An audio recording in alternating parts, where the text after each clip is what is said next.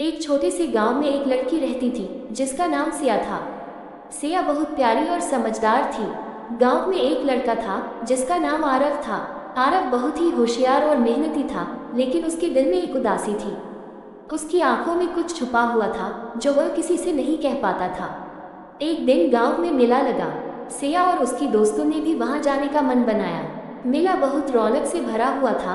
रंग बिरंगे झूले, खिलौने, खाने पीने की चीजें और हर ओर हंसी और खुशियां थी। सिया वहां घूमते हुए अचानक आरव से टकरा गई।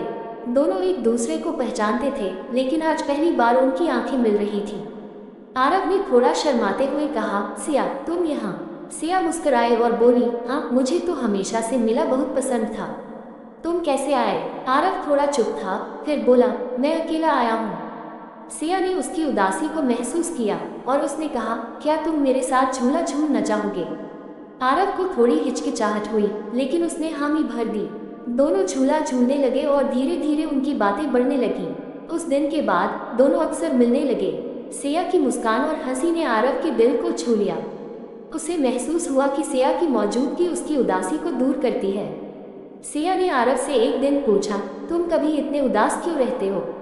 आरव ने गहरी सांस ली और कहा, मेरे दिल में कुछ बातें हैं जिन्हें मैं किसी से नहीं कह सकता, लेकिन तुमसे बात करके मुझे कुछ अच्छा लगता है। सिया ने उसके हाथ को जेंटली पकड़ा और कहा, तुम कभी अकेले नहीं हो, मैं हमेशा तुम्हारे साथ हूँ। उनकी दोस्ती धीरे धीरे एक प्यार में बदल गई। एक दिन जब सूरज ढल रहा था और आसमान में खूबसूरत रंग फैल रहे थे, आरव ने सिया से कहा, सिया, क्या तुम मेरे साथ हमेशा के लिए रहोगी?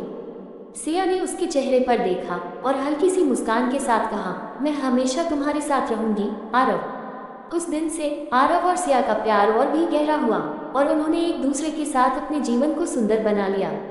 कहानी का संदेश, सच्चा प्यार एक दूसरे की परेशानियों को समझकर उन्हें दूर करने की ताकत रखता है।